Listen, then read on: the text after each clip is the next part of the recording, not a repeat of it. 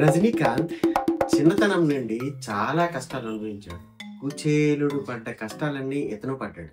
అప్పుడు అతని యొక్క స్నేహితులందరూ అతన్ని ఆదుకున్నారు. కుచేలులా కష్టాలు అనుభవించిన రజనీకాంత్ శ్రీకృష్ణుడై తన స్నేహితులందరికీ సహాయం చేశాడు.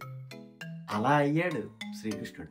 రజనీకాంత్ సినిమాల్లోకి రాకముందు అతని యొక్క ప్రాణమిత్రులు ఎవరెవరు అంటే, మొదటి వ్యక్తి రాజా బహదూర్, రెండో వ్యక్తి రఘునందన్, మూడో వ్యక్తి రామారావు, నాలుగో వ్యక్తి విఠల్ ప్రసాద్.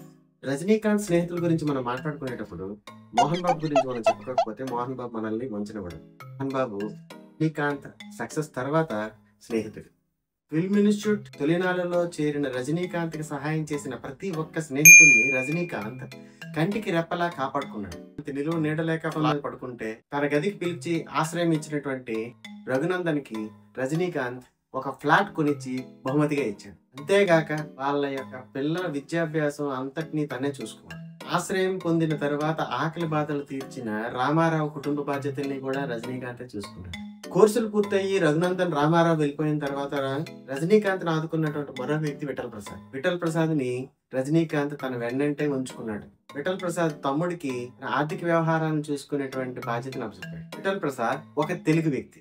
తన స్నేహితులందరి కోసం రజనీకాంత్ తల్లి అనేటువంటి ఒక చిత్రాన్ని నిర్మించి దాని యొక్క లాభాలన్నింటినీ కూడా తన స్నేహితులందరికీ సమానంగా పనిచేశాడు. అంతేకాకుండా నెల నెల కొంత ఆదాయాన్ని వాళ్ళకి జమ అయ్యేటట్టు చూసుకున్నాడు. బాలచందర్ తర్వాత రజనీకాంత్ కి ఎక్కువ వేషాలు ఇచ్చినటువంటి వ్యక్తి ముత్తురామన్. దర్శకుడైనటువంటి ముత్తురామన్ దగ్గర ఉన్నటువంటి సహాయకులు అందరి కోసం రజనీకాంత్ అరుణాచలం సినిమాలో పొందిన పారితోషికం అంతటినీ కూడా వాళ్ళకి చేశాడు. సహాయం చేసిన అందరి స్నేహితుల్ని ఆదుకోగలిగాడు గాని ఒకే ఒక వ్యక్తికి మాత్రం రజనీకాంత్ సహాయం చేయలేకపోయాడు. అతను ఎవరో కాదు, రాజా బహదూర్. రాజా బహదూర్ రజనీకాంత్ కండక్టర్ అయితే అదే బస్సుకి డ్రైవర్. నాతో పాటు రా, ఎన్నాలో స్థిరపడు, సంస్థలన్నీ చూసుకో అని రాజా బహదూర్ ని రజనీకాంత్ ఎన్నిసార్లు బ్రతిమలాడినా ఒకటే మాట అనేవాడు, వద్దురా, నువ్వు ఎప్పుడు ఇలాగే వస్తూ పోతూ ఉంటే అదే నాకు చాలు అని అంటాడట. రాజా బహదూర్ లాంటి స్నేహితులు మీ జీవితంలో ఎవరైనా ఉంటే కామెంట్ చేయండి. ఈ వీడియో కనుక మీకు నచ్చితే లైక్ చేయండి, షేర్ చేయండి, మన ఛానల్ ని సబ్స్క్రైబ్ చేయండి. మరిన్ని వీడియోల కోసం స్టే ట్యూన్డ్. బ్యాక్